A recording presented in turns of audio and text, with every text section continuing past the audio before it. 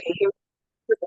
So we're going to start today with the Torah portion of Teitze, and as we are going along in these Torah portions, we're getting really closer and closer to the end of the Torah readings. And Teitze is one of the final Torah portions in the book of Devarim. But Teitze is a very unique Torah portion.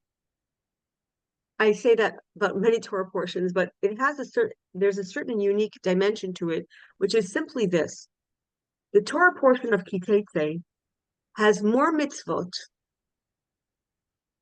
enumerated than any other Torah portion in the entire Torah.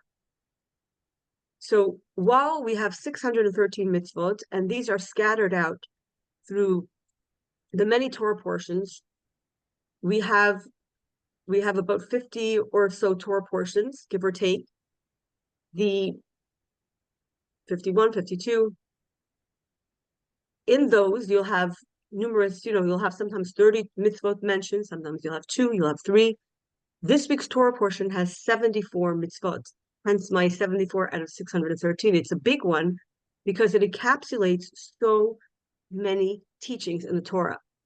And the challenge, really, when you open up the Torah portion of Teitze, is that you are met with one mitzvah following another mitzvah, following another mitzvah, and another mitzvah, and another mitzvah, and another mitzvah. And literally, where do you focus on when you're trying to find meaning to the Torah portion of the week? So every single mitzvah that is posted in this week's Torah portion can be studied and elaborated on, and great teachings can be gleaned on them, on these teachings, whether that is from just a practical dimension. What does this mean practically, morally, intellectually, philosophically, in a mystical sphere? Every single one begs elucidation. There's so much depth to each of the mitzvot. So the challenge I had when I was preparing the Torah class, I was like, yeah, we're by Teitze, that basket of mitzvot, and there's so many, and there's very different types of mitzvot. The mitzvah ranges from those mitzvahs that are no longer applicable to us, some that are very harsh, some that are very full of kindness, and everything in between. So we're in a situation where we have really a plethora of mitzvot to dissect and understand. So what I would like to do today in this week's Torah portion is to take a snapshot of the Torah portion and then to zoom in onto 3 types of mitzvot. We know that in our tradition, we have 3 types of mitzvot. We have the mitzvah that falls under the category of mishpatim or mishpat, which means essentially laws, but refers to mitzvot that are related to the civil code. So that any civil society would have many of these mitzvot, and certainly some of the civil code mitzvot that the Torah demands of us goes above and beyond what we find in other cultures and other societies, but it still falls under the rubric and the framework of the mishpat, which means these are the laws for civil intersection. And these could span from the law of leaving your wheat that falls down, the bushels that fall down, shikha, on the threshing floor, to not to kill. These are all within the same rubric. So you have the mishpat, and then you have the chukim. So the chukim are a set of laws that seemingly, on the first reading of it at least, seem to be somewhat esoteric and not necessarily one that we can easily grasp the purpose of. So, for example, we have the laws of kashrut, not to mix milk and meat together. We say that we give reasons, and there are reasons that are applied to all the mitzvot of the Torah, but those reasons are more mystical, harder to pull apart. And ultimately, we are supposed to keep some of these chukim just because that is what the Torah says. So that would be like, for example, why does a woman go to the mikveh?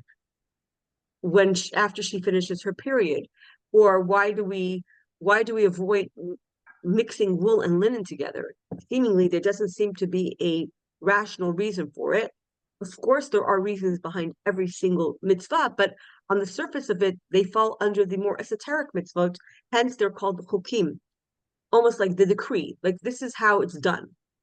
And a lot of the mitzvot that are related to purity and impurity are connected to those mitzvot. And then finally, we have the edut. So the edut literally means testimony, and it's mitzvahs that testify to the history of the Jewish people. So under that category would be all the mitzvot that are related to Shabbat, because Shabbat testifies to the creation of the universe. All the mitzvot that are related to the holidays, to remembrances, to the things that happen to the Jewish people. So anything that testifies to the history of the Jewish people falls under the rubric and the category of chok. So what I would like to do, because in this week's Torah portion of the 74, there is every type.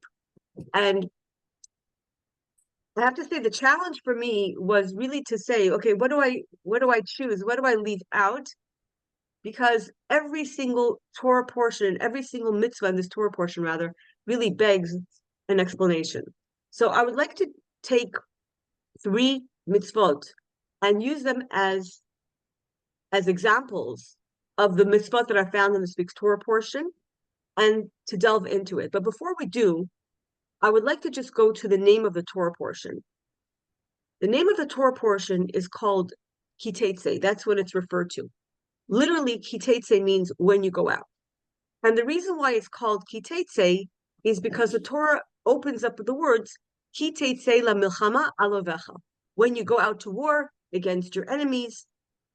And it introduces the first mitzvah, which is the mitzvah of the beautiful woman that is found in battle, and how the Jewish man has to treat a woman who he wants to marry, that he finds in battle, and the different restrictions that are placed upon him, and so on and so forth. So this is how the Torah portion opens up.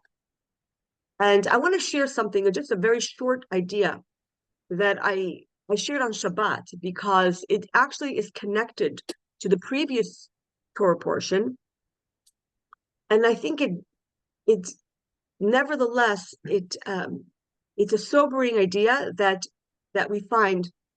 And I wanted to open up with that. And then I will take the 3 mitzvot that I cherry picked to kind of dissect and glean a lesson from. So let's get to the actual Torah reading. And here is a Torah reading for this week. It's a Torah reading of Ki Teitze. As you see, it's a Parshat Ki Teitze. And we are here, and it starts off with the words Ki Teitze la milchama aleivecha, when you go to war against your enemies, v'nasnu Hashem lekecha biyadecha, and God will deliver them into your hands, v'shafta shviya, and you take captives. This is the opening. And I shared something on Shabbat that I want to share with you, which is this, that in the previous Torah portion, meaning the Torah portion that was last week, at the conclusion of the Torah portion of last week, there is a similar language, and which is Ki Teitze milchama aleivecha, or it talks about aleivehem, against your enemies. And Rashi, at that point, so it's the first time in the Torah that we have this verbiage. Rashi at that point asks the question, and I'm going to share it with you orally, because I really want to get into the 3 different mitzvot of this week's Torah portion that I would like to elaborate on. But Rashi says, he asks the question there, it's in Parsha Shoftim, at the end of Parsha Shoftim, in the 6th reading. He says, Ki teitze lemachama alevecha, when you go to war on your enemies, against your enemies. And Rashi asks the question, well, when you go to war, well, it's not going to be your friends, right? It's of course it's your enemies. Who else do you go to war against? You're not going to go to war against people you love. So we're talking about a redundancy. When you go to war against your enemies, it's clear that you go to war against your enemies. And the question then is, why doesn't the Torah just say, when you go to war, this is how you behave? Why does the Torah say against your enemies? And Rashi is troubled by that. Rashi is troubled by the fact that there's a redundancy, that when the Torah talks about going to war, it mentions against your enemies. And this is repeated in last week's Torah portion, Shoftim, where it talks about when you go to war against your enemies, and then it says when you succeed against your enemies. And now again, you see the repetition, the name of the Torah portion itself, which is when you go to war against your enemies. It's an understanding that when you go to war, it will be always against your enemies. You don't go to war against friends. So why the redundancy? It's superfluous. There's no point in mentioning the fact that you're going to war against your enemies. And Rashi, in the previous Torah portion, addresses this. And Rashi says as follows, and I'm not going to go into it textually because I said for the sake of time, I want to just go through it very quickly, but it's such a timely thought. Rashi says that we do see historically there were times that within the Jewish society there was friction, namely the rebellion that occurred against King Solomon's son, Rechavam. And during that time, there was a civil war, and that element of civil fights persisted actually for a long time. In fact, there was a division in the land of Israel. There was the kingdom of Judea, and there was the kingdom of Israel, the northern kingdom, which was Israel, and then southern kingdom, which was Judea, because the north rebelled against the south, feeling that the king of Judah was too powerful, too much of a dictator, taking too much taxes, and being that they lived further away from him in proximity, they thought he had too much control, and they rebelled against him. And so there was, over the years, there was a division, and there were some wars. And Rashi says that if you study the Tanakh, he says this in the previous Torah portion, and I'm summarizing for brevity because of time. Rashi says if you study the Tanakh, you'll see that there were times when these rebellions happened, and there were these kind of inter wars or civil wars. And so Rashi says actually you can learn something about the way Jews fight. And he says that if you study the Tanakh, you'll see when the Jews went to battle, because there was a civil war, and they captured each other. They had prisoners of war. How did they treat those who they captured? And Rashi says that if the people were not well clothed, they clothed them. And if they were not well fed, they fed them. And they made sure that they had drink, and that they had food, they had good shelter, they had clothing. And not only that, Rashi adds that they even gave them oils and creams to keep their skin well hydrated and well kept. So they were fed and clothed and housed in dignity, and they were even given extras like creams to keep your skin in good condition. And then when they were returned in kindness. They said, here are the people that we captured during the war, and take them back. And Rashi says, understand that this is how brothers fight with each other. But when you go to war, a true war, you're not having a fight with your brothers. You're going to war against your enemies. And they're not going to treat you with that type of kindness. And they're not going to treat your captives with that kind of kindness. And they're going to be cruel to them. And you, therefore, must be decisive in your victory. And the reason why I'm sharing it, I think it's pretty much plain and obvious, is because sometimes you come across teachings that I certainly came across this Rashi in the many years that I have taught Torah classes and never paid 2 minutes of attention to it. And suddenly this year, that Rashi just jumped out at me because it's so relevant to our time. So there's a certain kind of a sobering of our reality that Rashi is demanding that we have when it comes to our enemies. And as I mentioned, that this is something that is fascinating because Rashi lived 1,000 years ago, 1,000 years after the Jews left the land of Israel, and there were no national wars. in Israeli on the Holy Land turf, and 1,000 years before the Jews would return to the land of Israel. So you're talking about a time that Jews were just in the diaspora, scattered in different communities, and this was completely not applicable.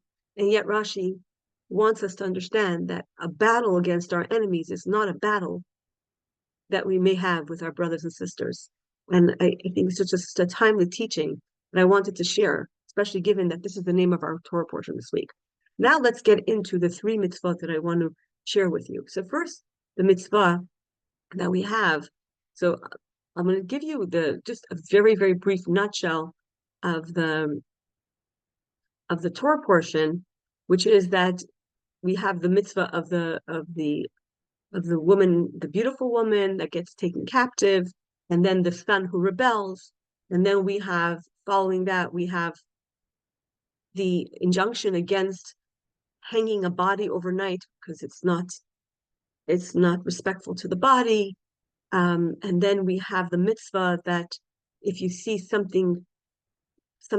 items such as an ox or a sheep straying, you should return it. The idea of returning your hashavat haveidah, the idea that you should return lost objects, and you should return what you found, and so on and so forth.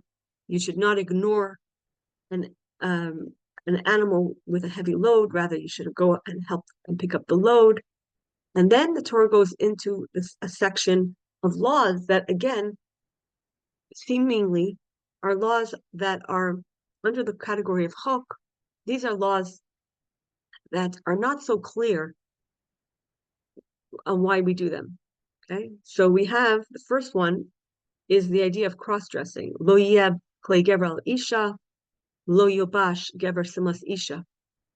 So a man should not wear a woman's clothing. A woman may not wear a man's clothing because these are disgusting to God. Then it goes on to talk about a bird's nest, that you shouldn't be cruel and take the birds away from the mother, but first send away the mother. And then it goes back to the different injunctions, like if you build a new house, you have to make sure that your roof is guarded, that no one should fall off your roof.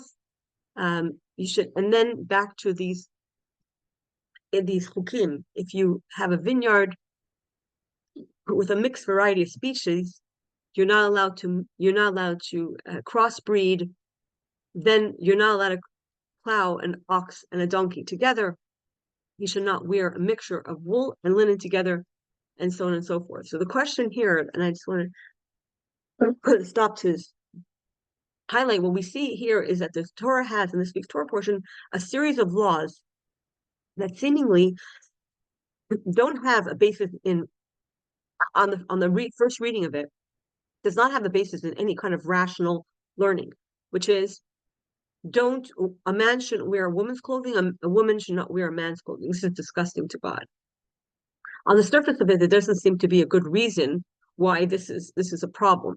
And then to compound this, the Torah tells us that when you have a vineyard, you shouldn't mix species together. Then the Torah tells us that if you have wool and linen, you're not allowed to twist them together. And the question is, why not? Why can't you have a garment that has wool and linen together? Seemingly on the surface of it, it doesn't make any sense. And then it tells us that when you have a donkey and an ox, you should not join them together under the same yoke to work the land. And the question is, why would people, to begin with, do that? Why would they, for example, take a donkey and an ox and put them together?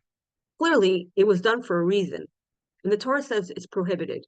So what we see here is almost like an umbrella of a series of laws, not to mix wool and linen together, not to harness a donkey and an ox together, not to cross-dress, not to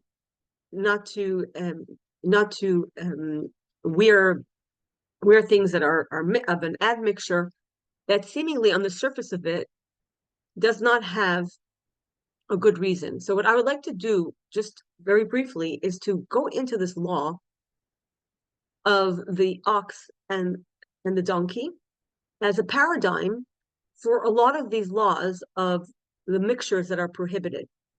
Because we, till this day, by the way, there are in every city that has a sizable Jewish community, you will have something called a shatnez laboratory. You will have a laboratory that where people have special microscopes where they can see the nature of the threads, and if it's an admixture of wool and linen, which is found usually in higher end haute couture, you're going to find wool and linen mixed together. The regular clothes off the shelves usually don't have it, but if you buy a finer suit, a finer outfit, you may find that there is a mixture of wool and linen together, and we're not allowed to wear it. And so on the surface of it, it seems to be irrational. And what connection does that have to do with being a Jewish person, remembering our tradition, remembering our history, or living an ethical life? It doesn't seem to fall under any rubric. So what I would like to do is zone in on the ox and the donkey as a paradigm to understanding a lot of these laws that seemingly on the surface of it are, for lack of a better term, don't have a good rational explanation and don't lean into any of the ethical teachings or the connection to our heritage and who we are as a people. So let's go back to the verse of not mixing a shor and chamor, not having a donkey and an ox plowed together. So the verse is lo tacharosh b'shor u'b'chamor yachtav. You shall not plow with an ox and a donkey together. Rashi tells us, hu hadin l'chol shnei minim ba'olam. Rashi tells us the same law applies to any two species in the world. Now, why does Rashi tell us this? Because when we're told that you should not plow an ox and a donkey together, the Talmud, and Rashi gives us a source of the Talmud, which is Bava Kama, page 54. So Bava Kama, page 54, goes into a whole discussion. Does this mean just an ox and a donkey together? So specifically, is this a prohibition against an ox and a donkey? There's something in an ox and in a donkey that just cannot be put together? Or is it any type of two species that are not allowed to be brought together? So the Talmud in Bava Kama says, actually, no, this applies. It's a general principle that is presented or manifested by the idea of an ox and a donkey, but it relates to any type of two species that you're not allowed to harness them. You're not allowed to harness them under the same yoke for them to work the land together. And Rashi says, what is this? This means that it doesn't only mean if they are plowing together, but any type of work that they do. Hu hadin, says Rashi, this law applies even if even if you just have them working together for anything, kishurim, tied together zugim as a pair, so even if they're not working the land, Rashi says, you're not allowed to plow with a ox and a donkey together. Rashi says it's not just an ox and a donkey. It could be any two types of species that are dissimilar. And then on top of that, they don't have to be plowing. They could be working together to carry a load. So you're not allowed to do this. And then there's a whole discussion. And this discussion is in the Talmud. And this discussion spreads out to one of the great commentators on the Torah, what we call the Rishonim, the commentators on the Talmud. So we're talking about people like Maimonides, Nachmanides. We have the Rosh. The Rosh is a great commentator on the Torah. And we have all these commentators who are, and many of their students that are commentating on this thing, because it's this idea, because it's an interesting law. And they're trying to decipher what is the meaning of the law. Is it just that a donkey and an ox cannot work together?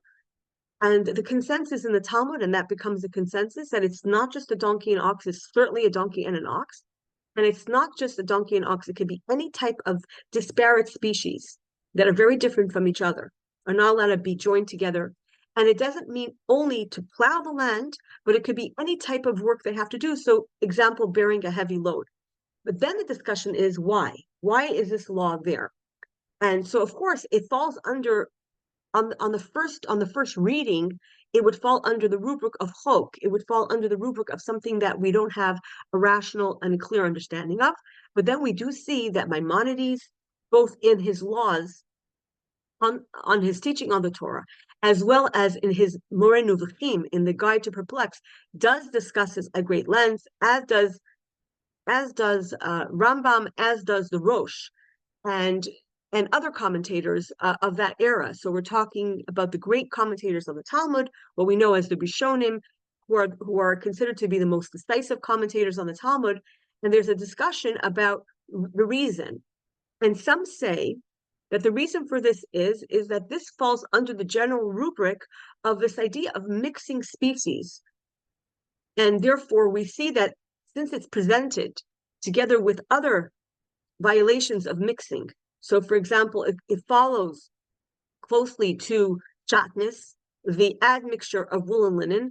So from there, some of the commentators say that this means that what we're talking about is a prohibition against mixing. And Maimonides says in the Moreh Nevuchim, in the Guide to Perplex, is that there's a concern that if you harness them together, they will end up having sexual connections with each other, and then you're going to create a new species which is prohibited. Now it's interesting, the whole notion of species and crossbreeding, and even in agriculture is prohibited, but the Torah allows us to benefit from those things. In other words, we don't have to disregard it if it happens. So for example, a mule is a crossbreed between a donkey and a horse, and a mule is infertile, right? They cannot reproduce for that reason. So you're allowed to use a mule, but you're not allowed to make a mule. So there are certain commentaries that say, well, this is under the greater rubric of like leaving God's creation the way it was. Don't mess with the design of creation. And there are certain separations that have to take place within nature for nature to work properly. And therefore the crossbreeding is prohibited. And the reason for that is because it's part of a greater plan of respecting the integrity of the natural flow of things. And then there's another opinion, and this is brought by various sources as well, is that no, actually, if you look, and you will see that if you take an ox and a donkey and you put them together, you're causing both of them to suffer. Why? Because the donkey is going to see the ox eating, or seemingly eating. It's going to see the ox chewing its cud, and the ox is really chewing its cud from a meal that it had previously. Since a donkey does not chew its cud, the donkey is going to think that the ox is eating, and it's going to become jealous. It's going to become hungry by working with an animal that is constantly chewing. Since the donkey doesn't have the ability to chew that way, it's going to cause pain to the donkey. The donkey will not be able to handle it.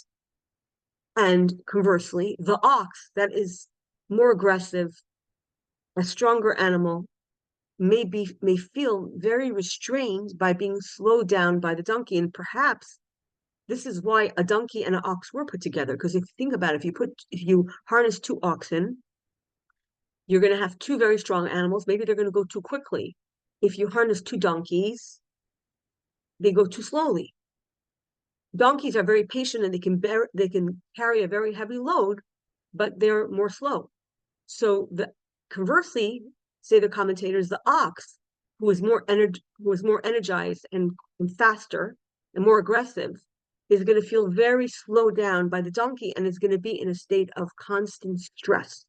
So the rabbis who comment on this will say that and this is including the Sefer Chinuch and other places, that, actually the reason why these two animals are not paired together is because it's very insensitive to do that to the animals. The donkey's looking at the ox and it sees it chewing its cud and it's going to think it's eating. The ox is very frustrated because the donkey is going so slow and it feels really pulled back.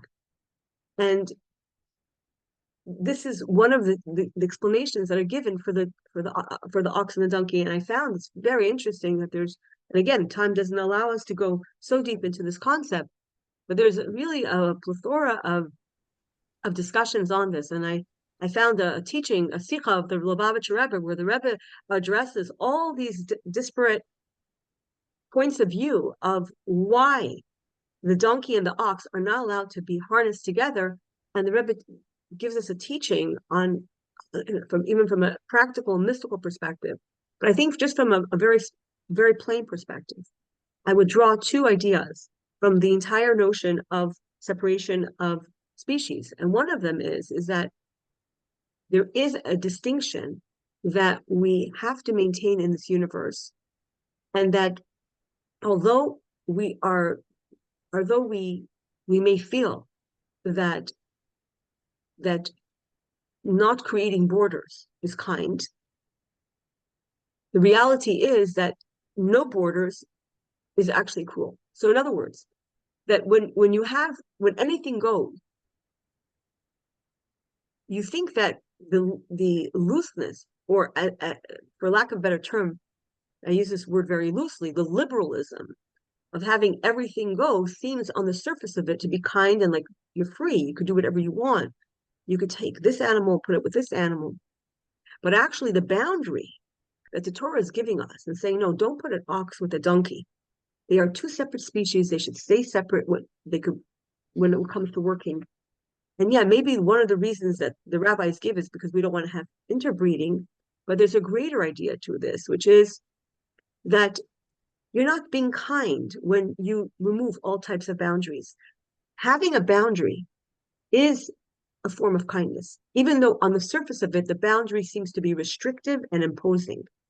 And so when you look at the rabbi's sensitivity to the animal, saying, well, look, this donkey is going to see the ox chewing on its cud and thinking that it's eating, that's cruel. Or the ox is going to be so frustrated because it's used to walking much faster and it's slowed down, that's cruel. Doesn't it remind you, Devorah, of how cruel it is to put men in women's sports? Yeah, that's the same thing.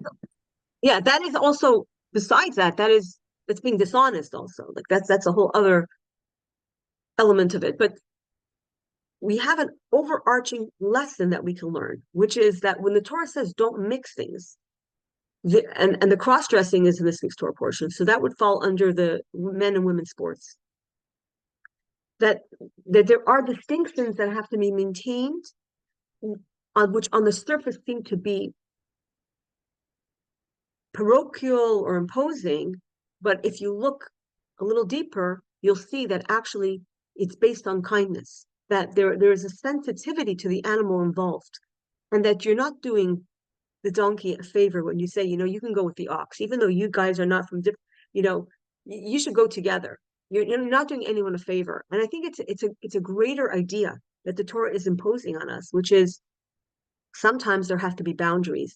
And even at first reading, those boundaries seem to be stifling and very imposing. If you look a little deeper, you'll see that the boundaries actually protect everyone involved.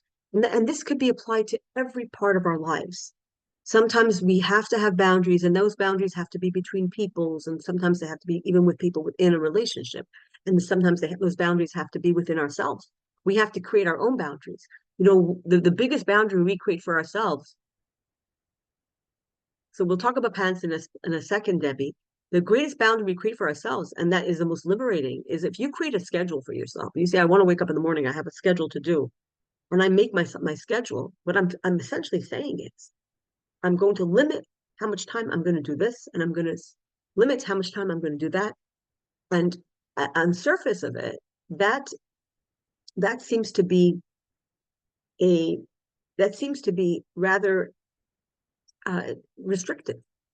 but that actually frees you to have everything else that you need to do to get done what you need to do and to have the freedom to do the things that you want to do.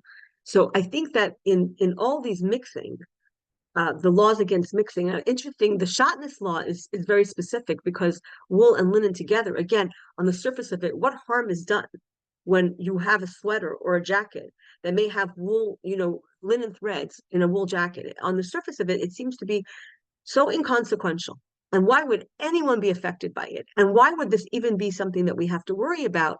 And indeed, people who want to mock Torah will look at a law like that and go, this is why the Torah is ridiculous.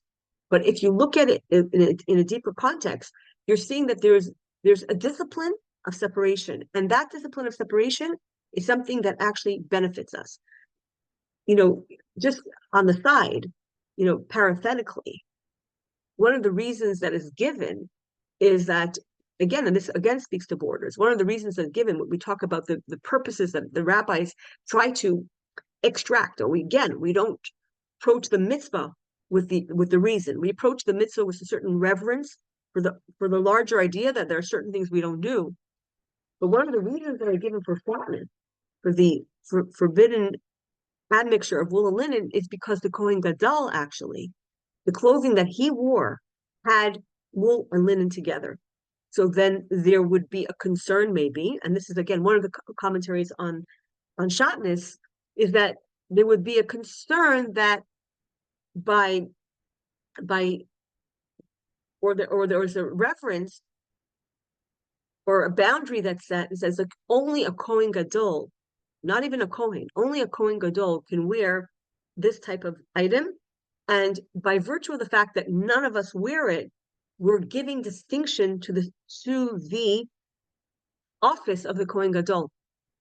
In other words, we don't dress like the Kohen Gadol. We have a space, so we say this type of admixture is forbidden for all of us, except for the Kohen Gadol. And so again, it is a delineation of borders. And we're not all the Kohen Gadol. We're not, even though we're all great people, and each one of us has a soul that comes straight from God, and we have infinite potential within that soul. But we're not all the Kohen Gadol. And so this is something, again, that chafes against Western sensibilities. What do you mean? Like, everyone there's a meritocracy. Everyone could do whatever as long as they try hard enough. This is true for the majority of Torah. But there are certain elements that you will never achieve because you're just not destined to it, and you actually don't have the capacity for it. And there's a certain humility that comes to us when we say, I can't be a Kohen Gadol. I'm not from the lineage of a Kohen. I don't have what it takes to be a Kohen Gadol. And even within Kohanim, so Kohanim are just a minority within the Jewish people. Even with the Kohanim, how many of the Kohanim will become a Kohen Gadol? Even fewer than few. So we're talking about a distinct personality. And this again chafes against our Western sensibility. What I mean, anyone could do whatever they want, everyone could achieve whatever they want. Not true.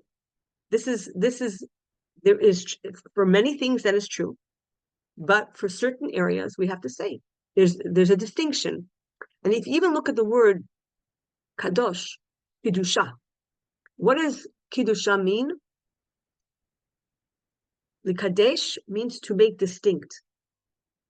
That's what kedusha is. When we make kiddush Friday night, we use that word very loosely, kiddush.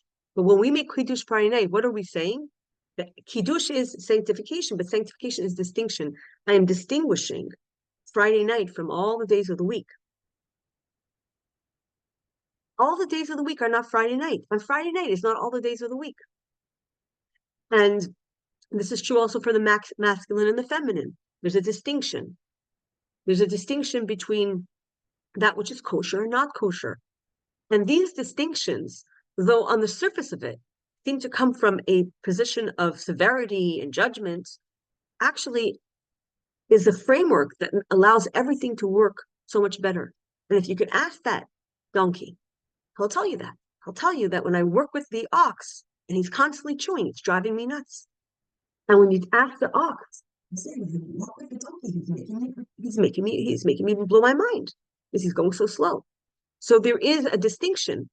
So even though that's not the reason that we when we look at these chukim, we don't look at the reason, but by looking at the different explanations that the rabbis give us, it gives us an appreciation for a greater idea, which is a reverence for categories, a reverence for boundaries, a reverence even for separation. And even though the purpose of this world is ultimately the unity of everything, in order to get there, there has to be distinctions. If people will, we know this in our own selves.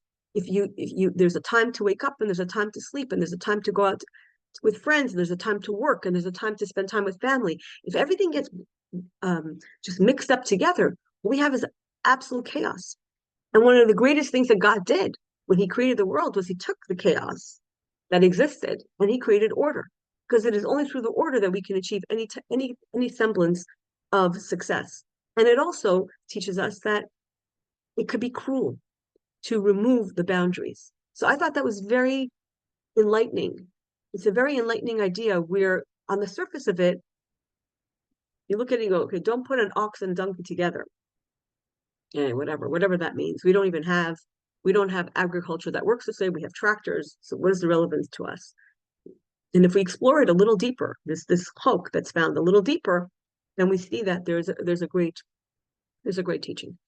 So that's one idea that I wanted to share with you. It's a very powerful idea, and it's an idea that we can all inculcate in our lives and to have actually more success, whether that is in our personal lives and within our relationship with God. The second idea that I want to share with you is that in this week's Torah portion, we have a whole series of laws that are really based on humanitarian kindness. Again, see, we shift from one to the other, and it's interesting. In Teitze, it comes one after the other. It's like, in other words, to say that this is as important as this. So one of them is that if someone owes you money, you don't take away the collateral if they need it, and so on and so forth. So we have a whole series of humanitarian laws, which is if you see a donkey that is struggling under its load, you have to help that donkey. Even if the donkey is a donkey of someone you hate, you still have to help the donkey. And a whole series of laws. So I want to share with you some of these laws, and I want to just pinpoint, again, time is short, pinpoint one idea from all of these laws and take that to a higher level. And so let's go to the. Okay, this is if a woman is mistreated. We're not going to go to that. This again is about different restrictions. Let me just find the. Okay.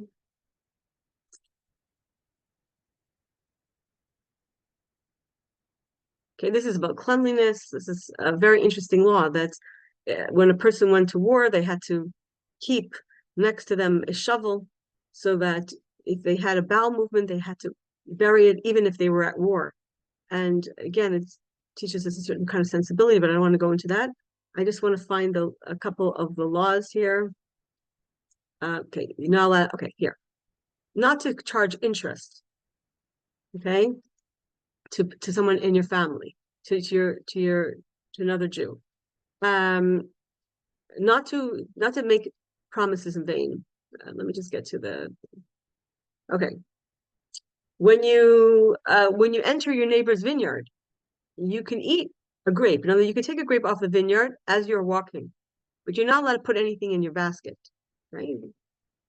You're not allowed to cut your grape. You're not allowed to go into the farm of your neighbor, and take a sickle and cut the grain. However, if with your hand, if you're very hungry, you could help yourself to some fresh corn, because how much can you eat?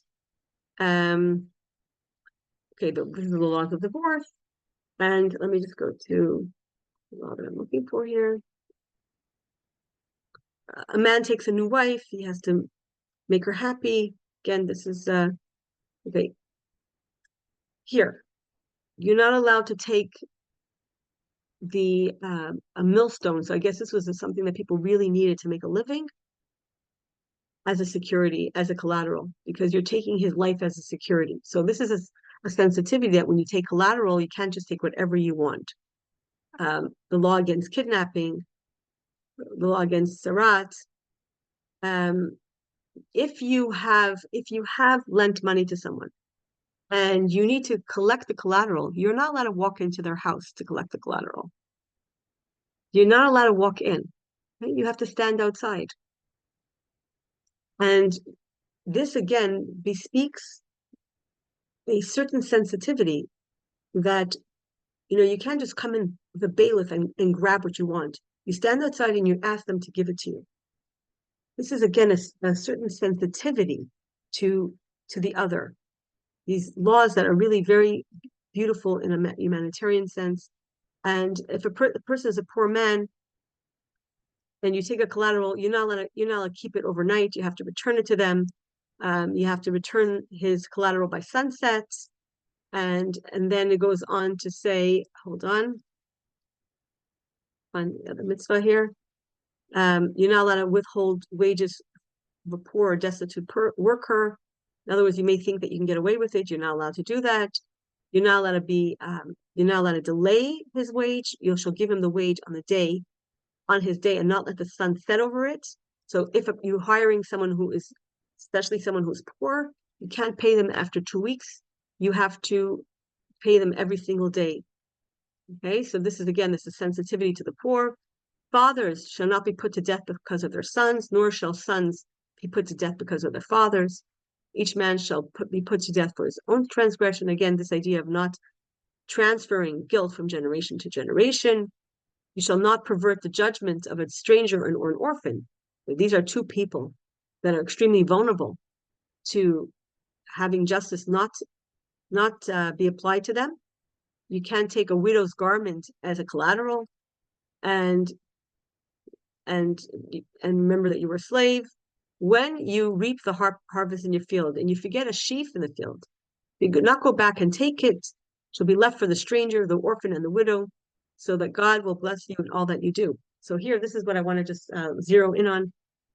Again, there's a series of laws just to give you the sense of what Teitze is teaching.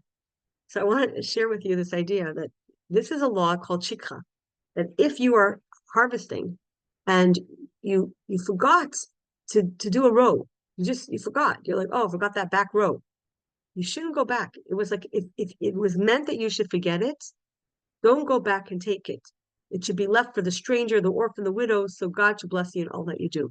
My husband shared with me a teaching that I want to share with you that I think is so applicable and something that we can take home as we finish this Torah class. The idea of this law that if you forget a sheaf in the field, don't go back and get it. Forget it, leave it forgotten. The law is called shikha. And there's a story that's told in the Talmud that there was a sage that every time his servants or the people in his house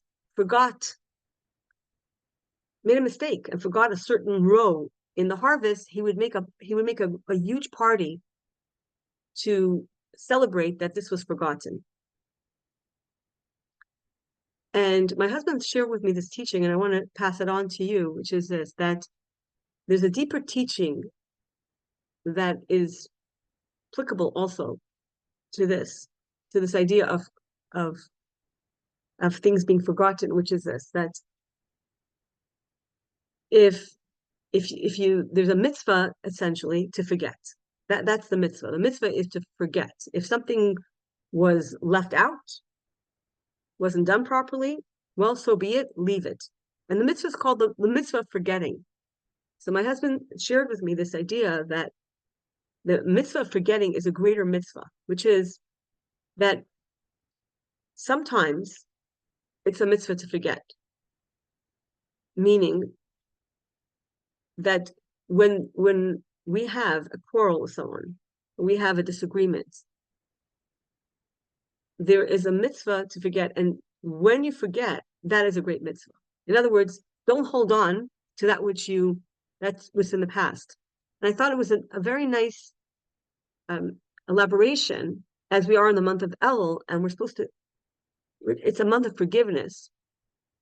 Thank you, Vivian. It's a month of forgiveness, and it's a month that we have to start a new year, that we can impose this idea of shikha. God says that if you're harvesting the field and you forget something, good, you forgot it, leave it there. Don't go back and collect it. Don't go back and bring it back into your house. It was meant to be forgotten. And I thought it's such a beautiful idea for us. Sometimes people feel like, but for the sake of justice, I have to remember. For the sake of, well, it's not true. It's dishonest. And here the Torah is telling us, well, listen, if some things are meant to be left in the field, and some things are meant to be forgotten. And I thought that was a very beautiful teaching as we are in the month of El. So the mitzvah of Shikha. And finally, and I see we're ready by 12 o'clock, but finally, the last mitzvah that we have in this week's Torah portion, the Torah portion ends with this mitzvah, which is the mitzvah of erasing Amalek. Unfortunately, I don't think I have time to delve into it very deeply, but this is something that people, again, people are very uncomfortable with. The mitzvah of, erasing Amalek. And I'll share with you the verse that is found in this week's Torah portion at the end about the destruction of Amalek. And the Jews are held accountable for this. This is even Netanyahu referred to Hamas as Amalek, and everyone went crazy because he called them Amalek. But let me just find it.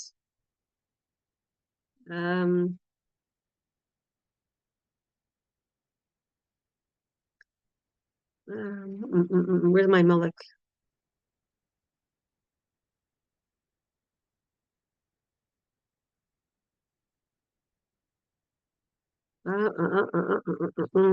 Okay, here it is. The Torah tells us here, Zachar es asher asalacha Amalek b'derech b'tzeitz Mitzrayim. Remember what Amalek did to you on the way that you left, when you left Egypt. Asher karcha b'derech, he happened upon you. Vayazne b'chol kol hanashachalim acharecha, and he cut off all the stragglers at the rear. In other words, those who were open and vulnerable, who were walking behind you. Va'ata ayef v'yageya, and you were tired and you were weak. V'lo yarei l'chikim, he did not fear God.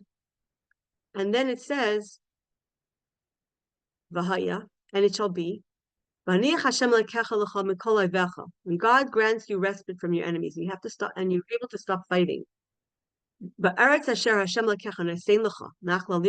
land that God gives you inheritance rest. In other words, when you come into the lands of Israel, obliterate the remembrance of Amalek, you should not forget. And this is the last one. This is the mitzvah that falls under the category of edut, of paying witness. So we pay witness to what Amalek did to us. And so this mitzvah really falls under the category of edut. It's remembering. And Jews get, this seems to be a very, a difficult mitzvah, like it seems very angry and so on and so forth. But if you look at the language here, the Torah tells you, remember what they did to you. You were very vulnerable, and they went after you, and they went after your vulnerability. And when do you have to fulfill this mitzvah? When you have respite from your enemies. So when you finally come and you have peace, when you're in a state of peace. So therefore it will be when Hashem gives you respite from all your enemies. That means you stop fighting because you're now in a state of peace. And you're in the land which Hashem gives you, which is the land of Israel. And you have an inheritance and you're living there. That's when you have to remember, you have to obliterate any remembrance of Amalek. You shall not forget. So it is only when you are in the land of Israel and that you're in a state of peace that you have to remember to erase the remembrance, which is in itself a very interesting term. And the question is, what does this mean? It's a poorly understood injunction. Essentially, the Torah ends off with this week's Torah portion saying the following. When you go into the land of Israel, remember, when you have peace and everything is calm and you're good, remember what Amalek did to you.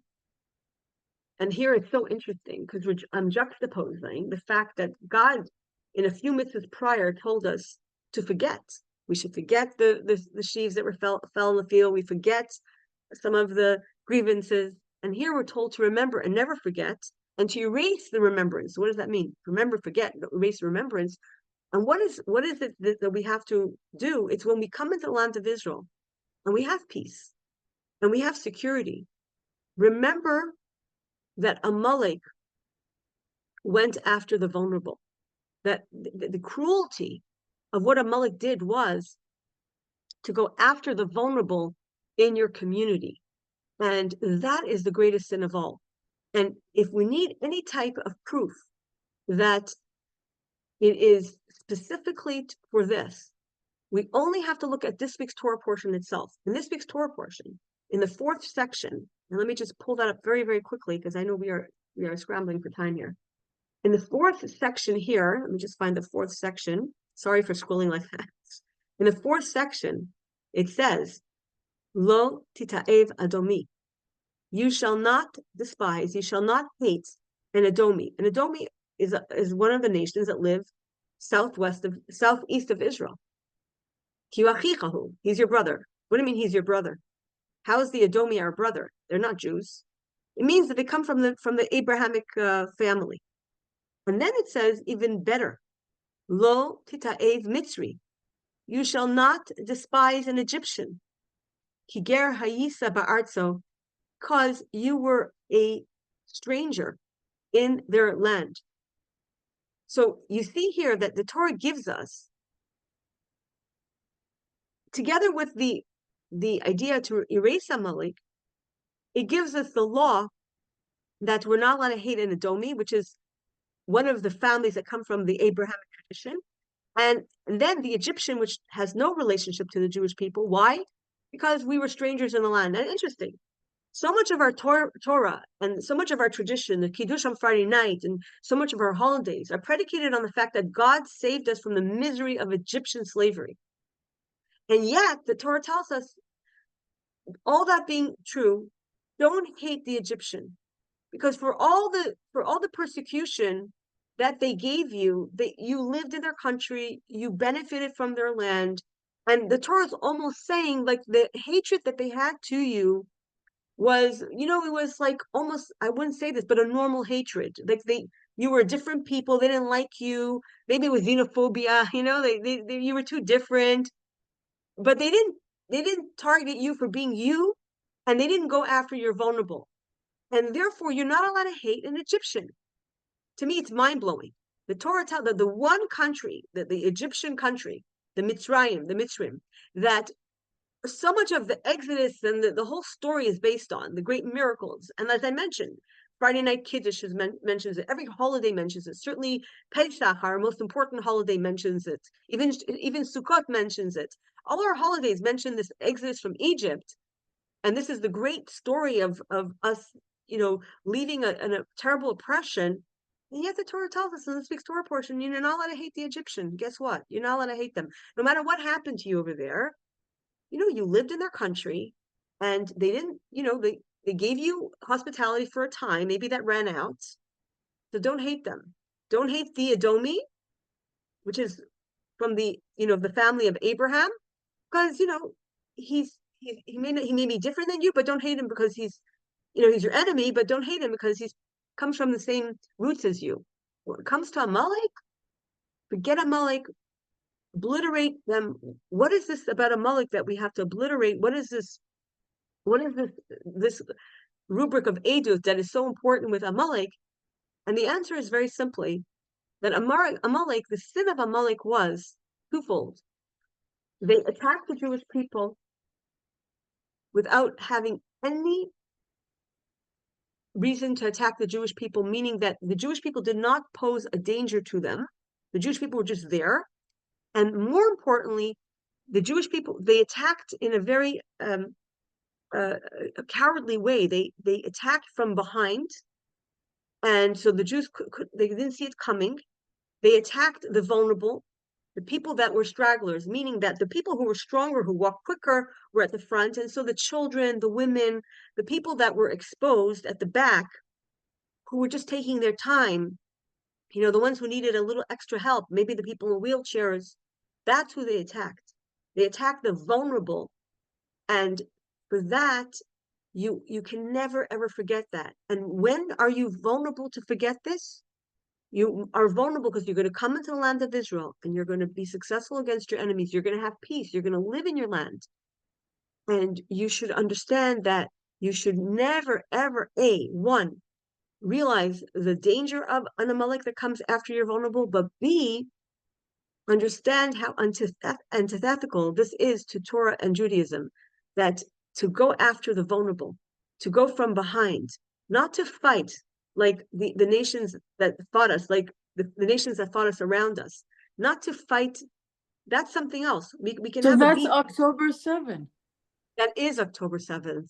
It's coming from behind, it's coming in sneakily, it's coming in completely unprovoked. Because we know that many of the kibbutzim in that area, by the way, were very much peace activists, completely unprovoked. And it was just to denigrate, to humiliate, and to cause fear. And they have been successful in that regard, right? But more than that, what the Torah is telling us at the end of this week's Torah portion is that the antithesis to Judaism, really the absolute antithesis to Judaism, is to hurt the vulnerable. And if you look back at the Torah portion, you'll see that so much of what we're taught in terms of like the widow and the orphan, and so much of what we're taught, even with the donkey that is paired up with the ox. The donkey that at that moment is vulnerable, looking at the ox chewing its cud. That the Torah tells us that antithetical to Judaism is the hurting of the vulnerable.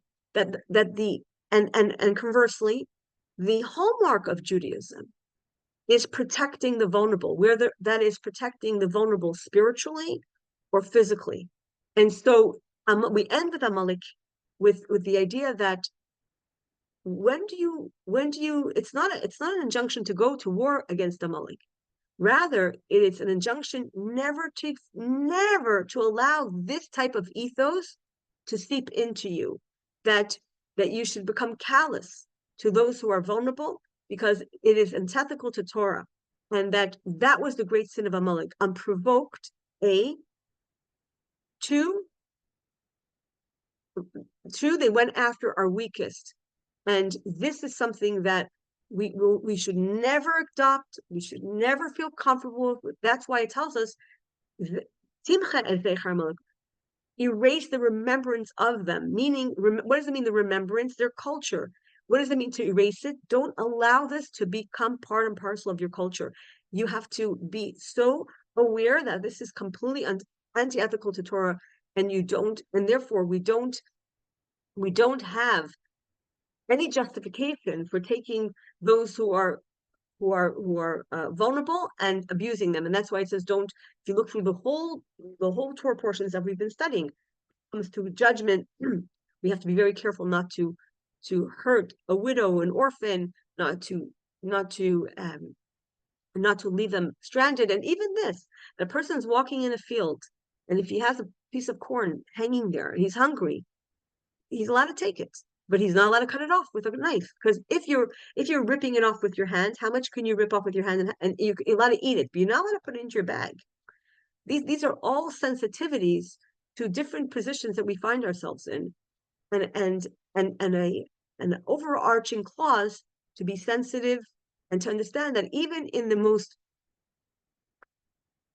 hard to understand laws of Torah, like shatnez, like the pairing of an ox and a donkey, there is an overarching principle that is found in every element of our laws. And so we end off as we opened up, which is Teitze that when you go to war against your enemies, that you have to be aware of the distinction between your enemies and your brothers. There's a difference in the two of them, and there's a danger in your enemies, and being complacent is dangerous to you. And then finally, what is the danger? The greatest danger is that their ethos suddenly become part of the way you think and the way you behave. And that's something that we can never, ever have happen. And I think this is, if you look at the overarching concepts that are found in the book of Devarim, that's the underlying message that Moshe is giving the Jewish people. You're going into the land of Israel, never become part of the Middle East. You always have to stay a nation that is distinct, that abides by a higher principle, that there is a lot of nuance in our laws. And our job as Jews is to study those laws, to see how the nuance teaches us so much about ourselves, so much about our interpersonal interactions rather, and also mostly about our mandate. And these are very precious. So suffice to say that there's 74 mitzvot, each one, and I say this without exaggeration, each one, even the one that we touched upon, the one that was the main part of our discussion, which is the donkey and the ox being plowing together, even that can the amount of discussion that I found from the different rabbis and sages on this was it blew my mind, that the depth with which they plumb that seemingly innocuous and almost irrelevant law. Don't harness a donkey and an ox together. In that teaching, there's so much Torah, and there's so much to mine in the Torah. And so I hope I provided a little glimpse of the richness that is found in this week's Torah portion. And I wish that we could actually go into greater depth to some of them and have great discussions on them, because there's so much to learn and to teach on these ideas. So that's just I would say Teitze in a bit of a nutshell. Challenging to take 74 ideas and make them one, but I hope I gave you a glimpse at least into the richness that Moses is giving over to the Jewish people, and how fortunate that this has been part of our tradition for 3,500 years. It's mind-boggling. So thank you everyone for joining me. I wish everyone a blessed week, and it should be a week of good news for the Jewish people and in your own lives. And may Elul, may the spirit of Elul and the joy of Elul resonate and give us all the strength that we need. Someone, I have a friend of mine who's actually a journalist in New York, and she messaged me. She asked me. She said she met with some religious Jews this week, and they were talking about Elul, and they were telling her, I guess these are Satmar Chassidim, that Elul is a very scary time in the Jewish calendar. It's a horribly scary time. And I said to her, look, it's a time of introspection, but it's not a scary time. Right. And in the Hasidic tradition, it's a time of opportunity. As Baal Shem Tov teaches, the king is in the field, which means that our consciousness to the divine is much more open, and the divine is also more open to our consciousness. So it's really a time that we can repair and heal. And I would say that, that you see that within the biology of the creation of a human being, we have this interesting idea, which is sleep, which is that for a certain percentage of our day, we actually are unconscious. We sleep. And we know now that the purpose of sleep is to rejuvenate, that we recreate, that we get rid of bad cells, that the body gets rid of garbage, and even psychologically, that the body processes in our dreams, in our nightmares, the body processes our feelings and our experiences. But biologically speaking, we know that there's a lot of cleaning that happens during the night, and that the various hormones that are brought to bear because of darkness are actually healing hormones, and it creates an anti-inflammatory effect on the body. So the body is in a state of kind of like clothing and cleaning, and yes, it happens at night, and night is not necessarily a happy time for most people, but that's when the rejuvenation happens. So when we wake up in the morning, we actually are physically a lot cleaner, because the body has gotten rid of dead cells and gotten rid of bad memories and worked out things, and it's a time of healing. And it's interesting that God created the human being, that the fact that we have to spend almost like a third of our life in the state of unconsciousness, but that sleep is what gives us what renews us. And I would say similarly, the month of Elul, which happens like every year, it's a whole month. It's 1 out of 12. So 1 month out of 12 is completely dedicated. And I would say even Tishrei is, the first 10 days are Rosh Hashanah, and then Yom Kippur and Sukkot is very focused on our spiritual well-being and the renewal. It's about like looking back on the year and saying what happens, and seeing where we can improve ourselves, whether that's between Adam lechavero, between us and our fellow, or it's between us and God.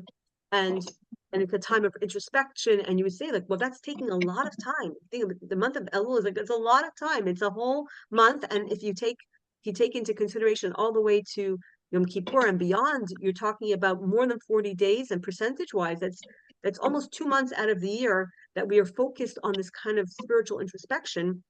And I think of it as sleep. It's a time that we rejuvenate, and we are getting rid of the bad in as the bad cells, and we're trying to start anew, and we're cleaning our mind of maybe the things that hold us back psychologically, maybe the hurts that we've had, or the disappointments, the failures that we've experienced, and we rejuvenate. And this is really a gift. And so when she told me this, that she said, I spoke to this Satmar rabbi, and he told me it's a very scary time. And I was thinking about it. Well, night is also a scary time because it's dark outside, and people are less likely to go out in the middle of the night by themselves. And yet the darkness and this kind of special time is actually a time of great awareness. Your body subconsciously goes through a cycle of great awareness, and you're cleaning yourself out, and it's a privilege. It's such a gift to have. And God forbid, we know that if someone suffers from sleeplessness, it's very devastating for the next day, and it's devastating on the health. And when we have a good night's sleep, we all feel refreshed, and we need to have a good night's sleep. And we say sleep like a baby because babies sleep so well, and it's something that we all would love to have, is a good night's sleep that's uninterrupted, because it's so healing. And here we have that, essentially, that this month of Elul is this time of this basically this renewal, and it's a time when we're more in touch with our subconscious self, and that's something that we have to see as an opportunity, and not, God forbid, as something scary. Rather, that we have this opportunity to kind of lean into that, to lean into, and to stop the calendar, and to stop the going in the next and the next and the next and the next, but rather to take stock, and to reflect, and to repair, and to renew, and to create new things for the coming year. So I wish everyone a very blessed week in Elul. And if you have a moment to reply, why were men in the time of Torah able to wear what would seem to be women's clothing? Is that the question? I didn't see the second part of it. What would seem like a dress, because they wore like dresses back then. So I know it's not exactly the point what you were saying, but just because it's one of the points you discussed in general. But I just didn't Right. So understand. pants is actually a pretty recent invention. There was, we find in, let's say, in the clothing of the Kohen Gadol.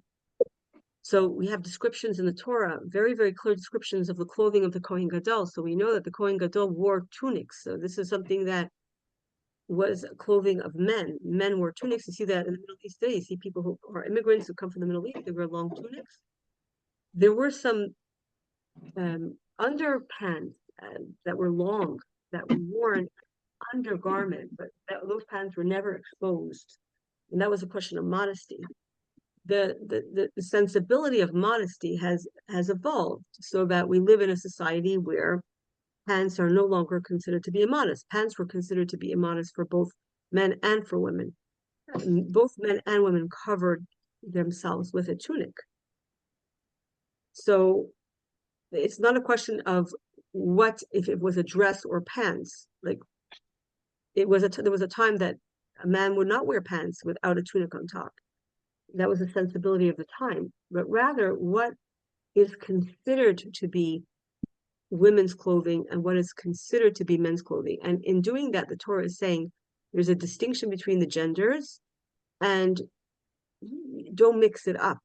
So that it's speaking much more, not to specific pants, because there's a debate. There's a debate about why, let's say, in certain circles, women, such as myself, I don't would wear pants outside of the house. If I wear leggings because I want to be warm, I will always wear a skirt over it. Even in my house, I won't walk around with leggings without a skirt. And so there's a question of why don't we wear pants? So there's two answers that are given. One is that pants are men's clothing, and you could say that that's no longer applicable because women wear pants today. So that's not applicable. And the other would be that a woman has an extra mandate of modesty because her body is more beautiful than a man's, and so therefore she would, anything that is above the knee, and below the collarbone and below the elbow should be covered. And so the pants, because it creates, I guess it creates a distinction it shows the separation of the legs, is considered to be immodest. And again, this is a conversation that we have, that in certain Jewish, I'm talking about observant Jewish groups, people say, well, no, pants are just like everyone wears pants today. It's not considered to be anything particularly immodest. And people will make the argument there are pants that are much more modest than some of the dresses. And these are all true. These are all true arguments, because tznius, the idea of modesty, is also an idea of, it's a relative idea, meaning it's relative to the society that you live in, and it is an absolute idea. So certain things are absolute and certain things are relative. So the fact that men wore tunics was the fact that that was a man's dress. That was the way men dressed in ancient times. But I'm sure even in ancient times, a man's tunic looked different than a woman's tunic. And women would have certain types of jewelry that they wore on their body that men would not wear. Men also wore jewelry in ancient times, so they would have a certain kind of men's jewelry. It's not so much the actual jewelry or the actual clothing, I think. It's about certain things are considered to be women's clothing and certain things are considered to be men's clothing. And when you cross over, what you're doing is you're kind of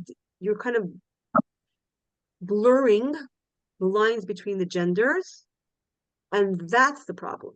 And that's what I was talking about in terms of the not mixing the wool and linen together, the donkey and the ox. It's a sensitivity to distinction. And as we say, to me, people don't like to have distinction because they see distinction as like patriarchal and very heavy. But distinction is about maintaining boundaries, and boundaries create clarity, and clarity allows for things to flow. And as I mentioned, before God created the world, it says in Bereshit, the opening verses of Bereshit, it says, Bereshit bara Elohim et hashamayim va'aretz, God created the heaven and earth. Va'aretz haysa tohu vavohu, that there was the earth was a complete sense of, in a complete state of chaos. And the idea, like let's say there were gases and matter mixed together. So the origins before creation is chaos and mixing. And God, how does he create?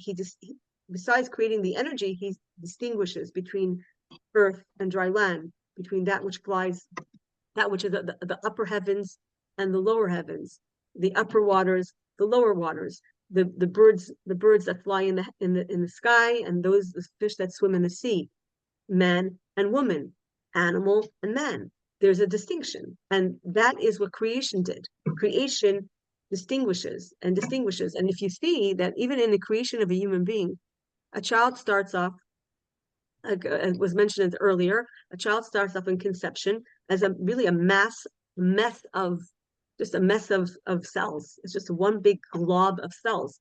And for a human being to actually come to creation, there has to be a constant differentiation. The cells have to differentiate. And the more the cells differentiate, the more then you start seeing in a fetus, you start seeing something that looks like eyes and a nose and a mouth, and something that seems to look like a heart because it has this pulsating energy. And then there's these little twigs that start to emerge as hands, and then they emerge as fingers.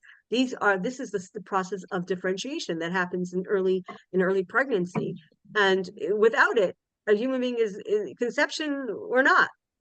Conception is not enough to bring a human being into this world. Conception is a mess of cells. That's what conception is. It's just a soup. It's a soup of cells. It is only through differentiation that the human being starts to take shape. And so that's true for everything, that there's certain rules of differentiation, and the Torah is telling us, don't mix that which should be separate, because you're creating chaos, and in chaos there could be no progress, and be no reception for further growth. And distinction is important. As I mentioned, kedusha means to be distinct. And we make a distinction. We make a distinction Friday night when we start Shabbat. We say we make a distinction between Shabbat and the rest of the week. And when Shabbat is over, we make Havdalah, which literally means separation, and we separate Shabbat from the rest of the week. We're constantly doing this, opening it, closing it, distinguishing it, separating it. And the more we separate and the more we distinguish, and when the more we find a space for every element, that's when we're able to create and to beautify and to have progress. But when everything is a mishmash, you have chaos. And in chaos, there's a lot of energy, but there's no progress. So we need to have that distinction. And that's one of the great teachings of this week's Torah portion, which is the concept of creation itself. But in this week's Torah portion, we have multiple mandates to separate and to keep distinct. But as Jews, we do that all the time. We wake up in the morning, we say to God, thank you for giving the chicken, the rooster, the awareness to have a distinction of day and night. We say this about the rooster. Thank God the rooster knows the difference between day and night. We're constantly making distinctions. When we pray at night, the Ma'ariv prayers, we say, thank you, God, for bringing evening into this world. When we bless the new moon, thank you, God, for the new moon. We are aware of the different elements that exist that make this world what it is, and that when these are all mixed up together, what we have is tohu. We have chaos. And chaos does not allow for blessings to come down. It doesn't allow for progress to happen. It is in everyone's specific space. And at least the understanding that there is that space, that we actually are able to have progress. So it's an old problem that goes back way back when. We think that a lot of these issues that we are facing today as a society are brand new. Oh, we're living in a crazy time. Clearly not. Clearly not. Because if this was not an issue that was existing at the time, then the Torah would not have to address it.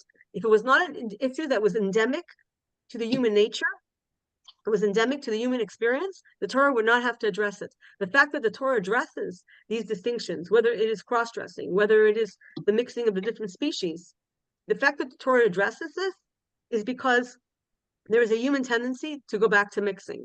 And the separation actually is a form of liberation.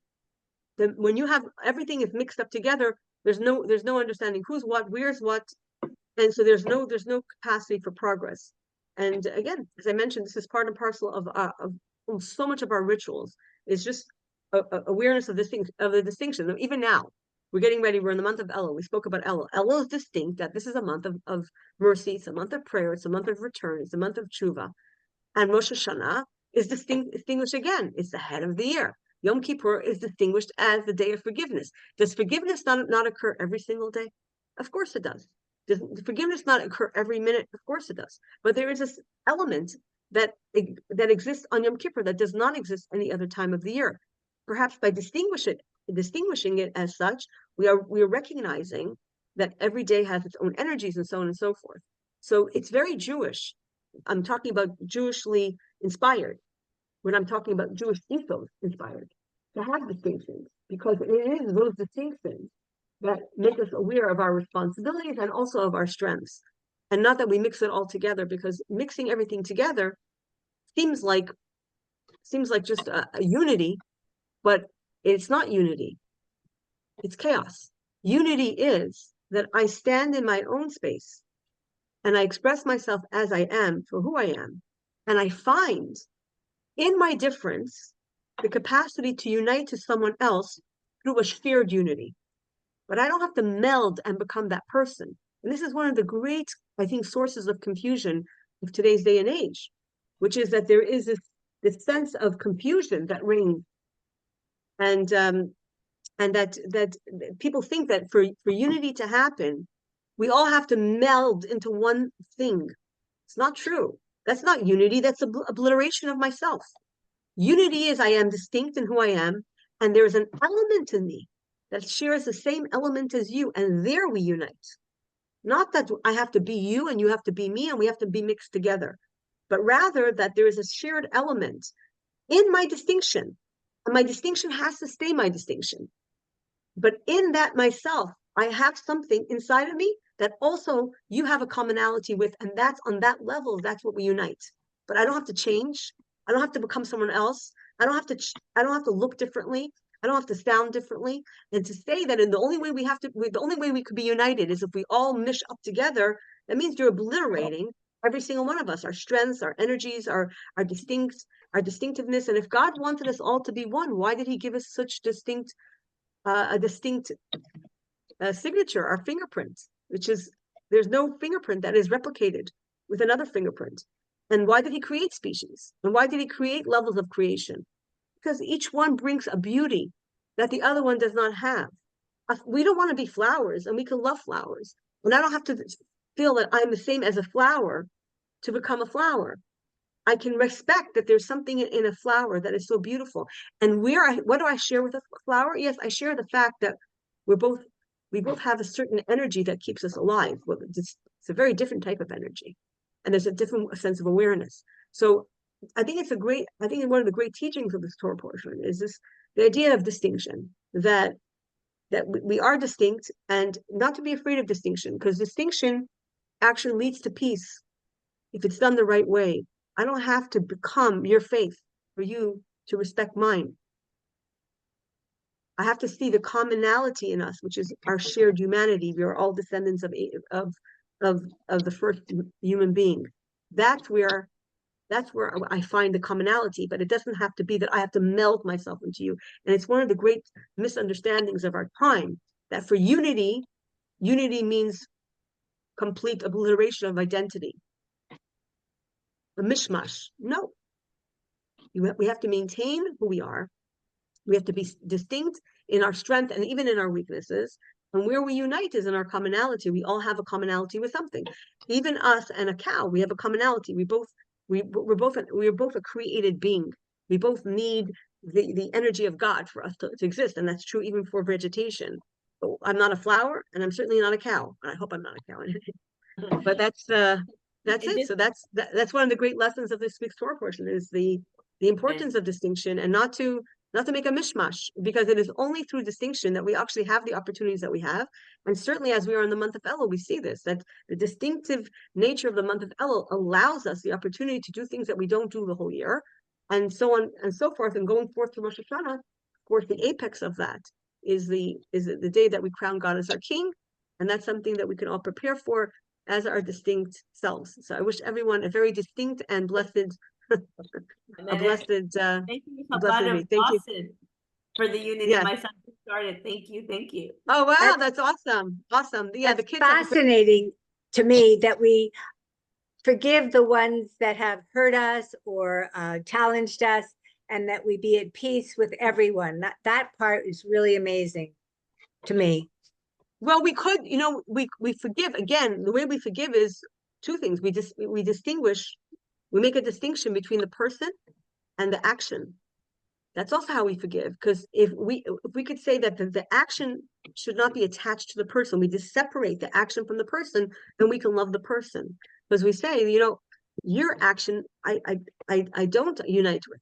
I don't want anything to do with your action. Your action was horrible. But you as a person should not necessarily be connected to that action. You should be able to separate yourself from what you did. And God knows we all need to have that ability to say, over the course of our lifetime, that we do things that we would like to be separated from. I shouldn't have said that.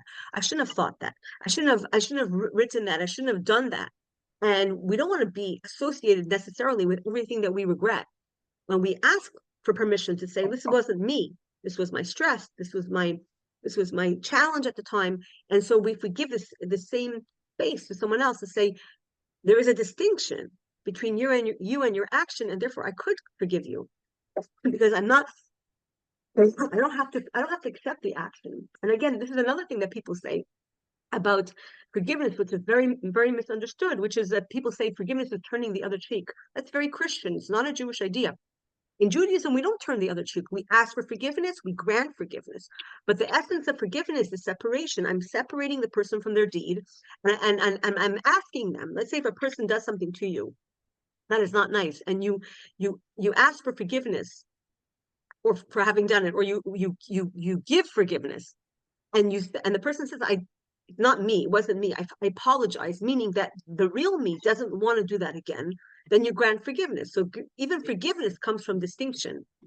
It comes from separating that which is our inherent self, which is positive and good, and our negative self, which is our Yetzer Hara, and saying, I want to separate from my sin. I don't want to be my sin anymore.